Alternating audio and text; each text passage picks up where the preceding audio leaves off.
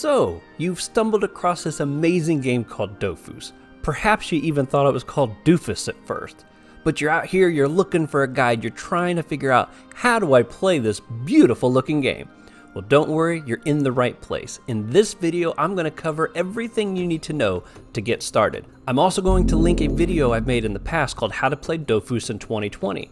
If you're a returning player and you're just trying to get updated on the things that have changed over the last several years, look at that video and it's going to give you a much quicker look at just the stuff that has really changed over the last several years. Welcome to Benjamight Gaming, where it's my goal to bring you fun and fantastic Dofus PVM content.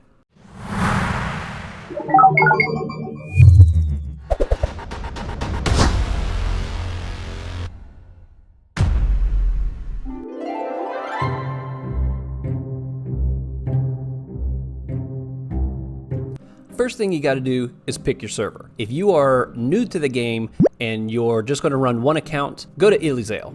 This is the best place to go. The population's very high. It's a very active site. This one, Jahash, right below it, is a fairly recent, depending on when you're watching this video, it's a fairly recent server that has opened up, and it's exactly the same. It's built just for single account users, but the population is not as high, and it hasn't been around as long, so it's not as well established. But perhaps that's what you're looking for, something that's not going to be quite as easy. If that's the case, Jahash might be where you want to go. Now, if you're thinking about running multiple accounts, then Echo is fantastic. Now, you can go there even if you're just going to run one account, but it tends to favor multi-accounters more. If you're curious what running multiple accounts is like, because this is a very unique game in the fact that it allows you to do that, I'll link a video in the description below on how to run multiple accounts. But if this is your first time playing, just create one account for now, just so you can learn the basics of the game. The heroic servers and the epic servers are very similar, but those are built to where once you die, your character is permanently dead. So you may not want to go that route on your first character either. So single account users, I'd say Elizale, and that's the account that we're going to use for this guide.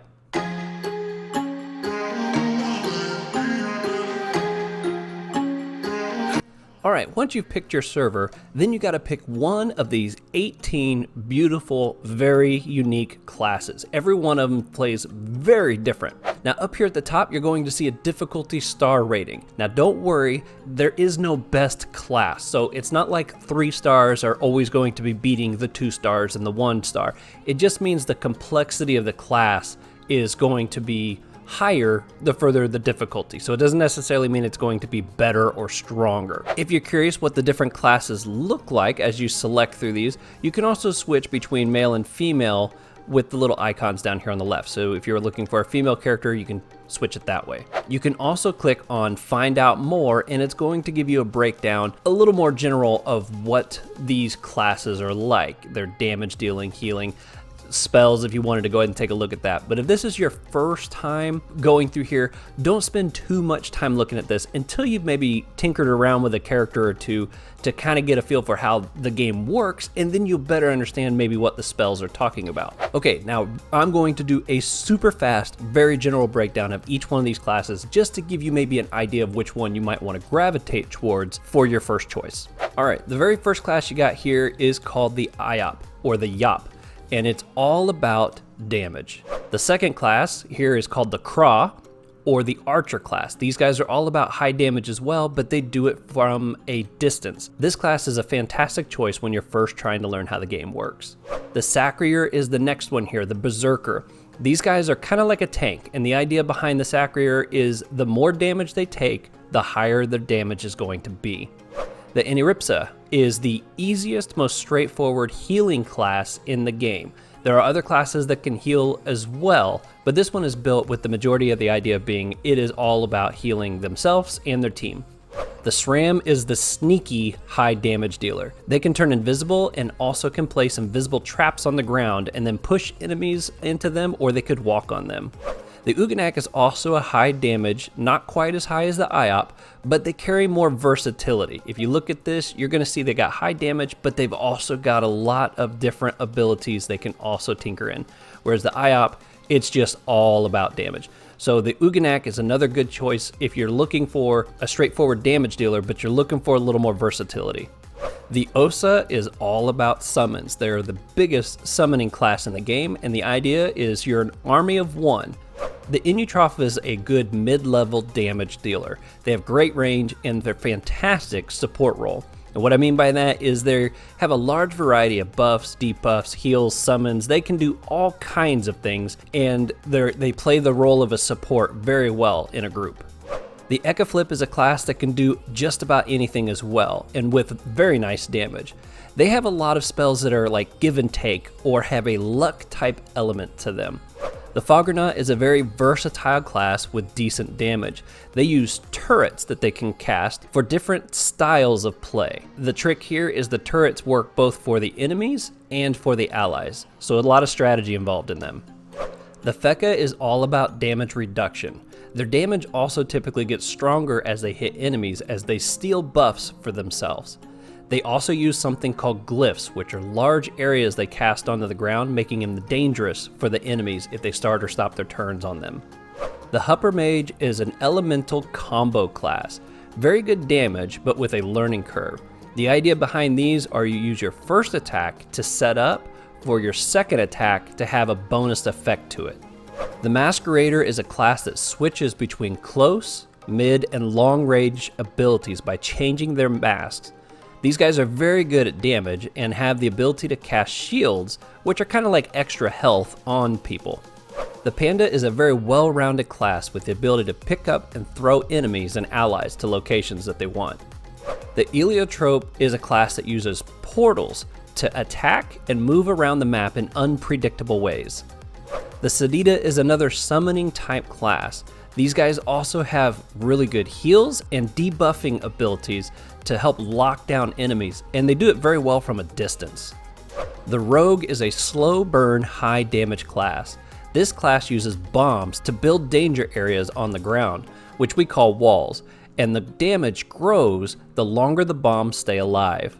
The Zeller are the time manipulators. Basically, they have the ability to move themselves and their enemies around the map in very unique and unpredictable ways.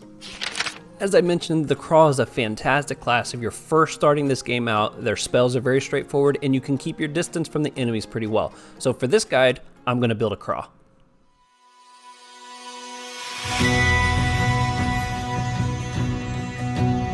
Alright, here we are in the tutorial. After you've created your character, this is going to walk you through a lot of the basics on how to play the game.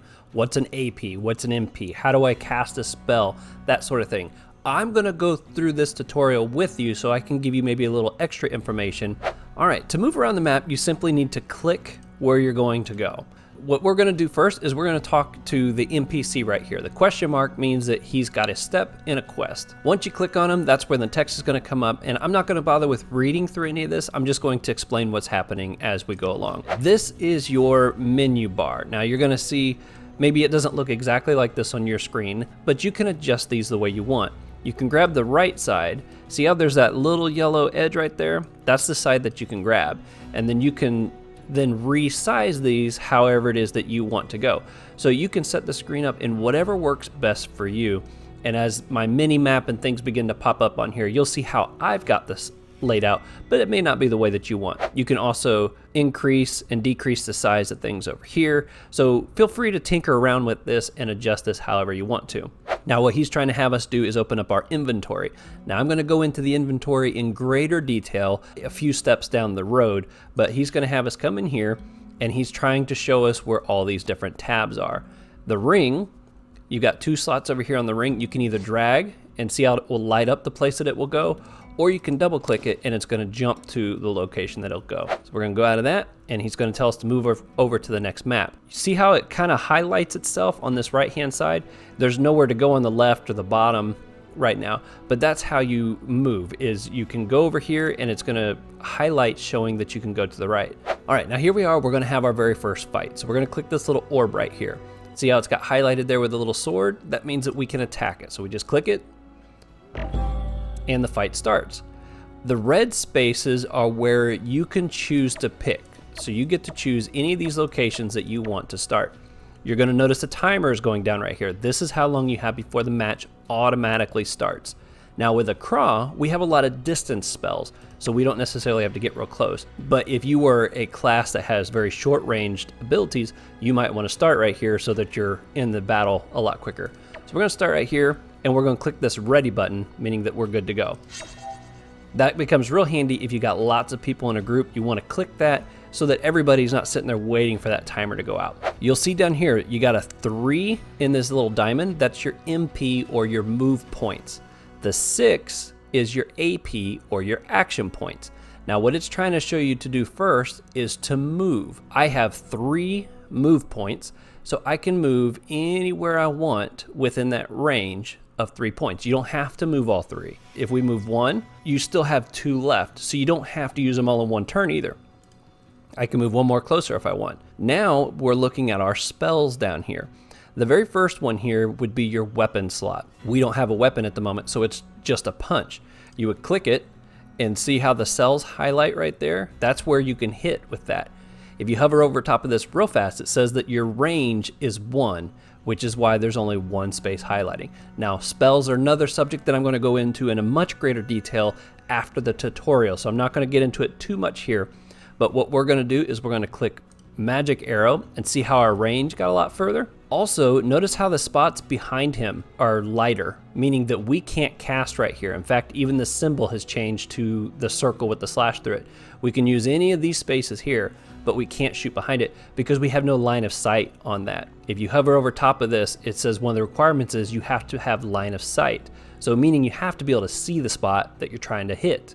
You'll find spells later where you don't necessarily have to have that, but this one you do. So once you've selected this, you'll see at the very top it says the cost is 3 AP. We have 6 AP. So we can use this once. We're going to click him. We do the attack and we hit by 13. Now we still have 3 AP left.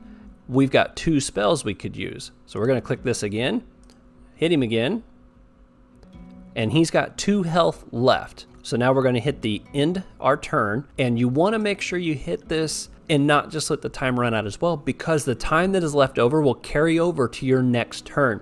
So if you got done and you had 5 seconds left, it gets added to your next turn, giving you more time to think about the move that you want to make. Now the enemy would do its move, and now it's our turn again. Maybe this time we're going to use the retreat arrow. This one is only cast in a straight line. Again, it's lit up back here saying we can't use those, but we can attack him. So we're going to hit him with this. Boom. Now this is when you finish. This is where you would see the XP you got, the commas you dropped, which is the currency in the game. I'll go over that a little bit more a little later as well. And then any drops you got from the fight would be listed here as well. We're going to hit close. We're going to talk to the NPC here, set off for a new challenge. And then what he's trying to do is tell us we've got more stuff in our inventory. So we're going to bring this up.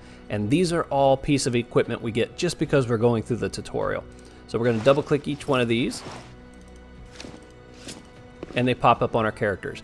Now you're going to notice a little lock symbol in the bottom right hand corner, and in the text right there you see that it is linked to the character. That means you can't give this away or sell it. Once you've got new boots that you like better, you're just going to want to trash these. You can't do anything with them. And the way you would trash them is, it's not going to let me here in the tutorial, but you would right click and you would see an option over here that says to destroy this item, and you can just destroy it, because again, you can't sell it, you can't do anything with it, and it's just going to take up room in your inventory that you don't need to be taking up. All right, and now it says we're going to go to the right over here and fight a boss. Well, another monster. Here we go, the Celestial Gobble. We're going to click him. Oh, real quick. Looking at the top, see how it says level 1? That's the level of the boss or the enemy that we're about to fight. The XP is how much XP we're going to get from this fight, which is 21. If you're kind of curious to see where that rates, you can hover over top of your XP bar down here at the bottom, and it says our next level is in 45 XP. So we're going to click him, and this is going to work the exact same way, only this time I think they're actually going to have the timer working. So we're going to hit ready. Now this little measure right here is showing you how much time you have before your turn is over. If you haven't used all your MP or all your AP or anything, it doesn't matter. It's just going to end your turn and move on to the next character. So we're going to shoot this guy, shoot him again, and then we're going to run away just to keep our distance there. Now see over here, 2 seconds got added to our next turn because we ended before the time was up. So we'll shoot him again. And one more time to wrap that up. And there we go. Close that, talk to him, and we leveled. Now, I'm going to go over what the characteristics are and a lot of this stuff in greater detail in further sections, but just so you know, each time you level, you're going to gain 5 health points. This heart right here is how much health your character has. So right now it is 71, it just went up by 5. The characteristic points we'll get to in another section coming up. And the pods, everything that you carry has a weight to it. And the number of pods that you can carry is how much your character can carry before you can't carry anything else. So every time you level, you gain the ability to carry 5 more pods. Break that down some more as well a little bit later, but we are now level 2. This thing over here is your prizes. Anytime you accomplish an achievement, see this down here, it says achievement unlocked, Celestial Temple. I'm gonna go over what achievements are in good detail in a further section as well, but you would click this little box right here and Celestial Temple is what we accomplished, and we're gonna get 27 XP from that. All we gotta do is hit accept. All right, we're gonna talk to this NPC, and he's going to send us up this arch over here, where I believe we're going to start to learn a little bit about professions. Now I got a whole section, big section dedicated to professions, so I'm going to keep this very brief. What he's going to do is tell us to go and harvest. This is the gathering profession. So if you're a farmer, you're going to click on wheats to level your farmer. The iron over here is to level your miner. Lumberjacks level by cutting down trees. Alchemist level by picking plants. And fishermen level by fishing for the fish, which are these little swirls in the water. So we're going to click each one of these, and you don't have to wait to click the next item. You can go ahead and click it and you'll see it light up. See how it's in the queue? So when it gets done, she'll run over and just start on the very next thing. Okay, now that I've gathered each of those resources, what this thing is trying to point us to is the workshop bench over here. If we open up our inventory and resources, these are the things that we just collected. We're going to click on this workbench, and this is how you craft items. Over here on the left, you can see where a bunch of things are listed. As you can see, this is what he's trying to get us to craft. We got one of each one of these resources. So we can click the ring. It automatically populates what's needed to create that right here. And then we hit combine, and there we go. We just crafted a ring. And you can hover over top of that ring and see what the stats are. We got one with 4 power. That 3 to 4 you're seeing right there is the range that you can get of that stat on this ring. So we might have crafted it and got a 3 or a 4. We got a 4, so that's kind of nice. All right, so we're going to talk to him again real quick, and he's going to tell us to head back down, which we talked to this NPC again, and he's going to tell us to come over here where we're going to get to do a little bit of a bigger battle. So we're going to talk to him, attack the enemies, start a fight with 2 monsters. All right, again with a craw, this is going to be super easy because we get to keep our distance. Now you'll notice the lineup over here of the order. We get to go first.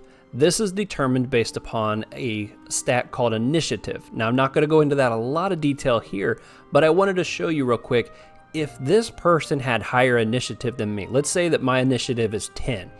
If they had 15, they would go, then I would go, and then this guy would go. It staggers back and forth between enemy, ally, enemy, ally. So if there's 5 of you, it's going to alternate between an enemy attacks, an ally attacks, enemy attacks, and ally attacks. The only initial order is determined by that initiative. All right, so here we're gonna hit this guy. Now, one neat thing about this spell too is you'll notice it says one of the effects is it steals 2 range. So now that I've hit that guy, I can click on my character and hover over top of this right here, and it says an effect that's on my character right now is I have 2 extra range for 1 turn. And see, my range is further now. So click him again. There we go. And they're going to take their turn. This is a glyph type attack here on the ground. If you wanted to see any buffs that your enemies had on them, you can click on their picture. And just like us, when I do this, if I hit this guy, see how I just got a buff? The same thing would happen here. If these guys had any buffs or effects on them or anything like that, you would see that right here. So click that. Now, one thing you didn't get to see, this spell here, it pushes back 2 range. So when we shoot him, if it doesn't kill him, see how it pushed him back 2 spaces? And then we can also hit him one more time to finish him off and run a little bit further. So that's 1 down. Now what you're seeing, that little number that floats up on top, that's the damage that it did with that hit, -13. Also, if you click and hover over top of them, you're seeing an 11 to 13. That's your base damage. You can hit 11, 12, or 13. The numbers in parentheses are a critical hit. If you did a buffed hit, you could say, or a spontaneous big hit. For instance, if you hover over top of this, you're going to see that my critical is that 15%. That means I have a 15% chance of hitting this guy and it being one of those critical numbers. So that's what the bigger range is for. Now there's armor and stuff you can get that increase your critical chances, and I'll show you more of that as well once we get to the characteristics section. Now that we finished that fight, we're going to talk to him. He's going to have us exit. Talk to him one more time. He's going to have us come down here. And we're almost done with the tutorial. This is the last room. So you can either click and leave the temple right here, but it's real quick just to do this search for answers. And again, it knocks out another quest for you. And what you're going to do is you're going to click the egg, you're going to click the statue, and you're going to click the book. These are basically just going to give you a little bit of backstory onto what's going on here. This is basically the god of the class that you've chosen, and that's kind of what they're showing you here. Okay, now that I've clicked all three of those items, I can click the question mark here, and he's going to give us something called a bunch of keys, which I'll tell you about what the bunch of keys are later.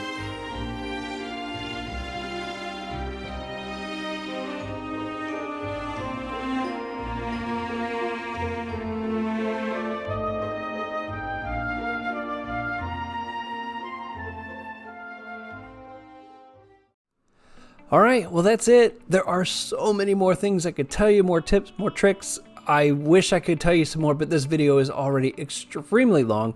I have made several other videos on my channel that cover a whole bunch of other topics on how to make commas with professions, without professions, how to run multiple accounts, how to optimize your system if it's lagging. There's lots of things on my channel. Feel free to check that out if you are looking for more information. Also, don't forget to subscribe as I continue to post more information. That way you're alerted immediately when that stuff goes live. Again, thank you so much for watching. If you don't mind and you haven't already, please hit that like button for me. Again, it really helps the channel out. So that's everything I got. Be safe, and I'll see you on the next one.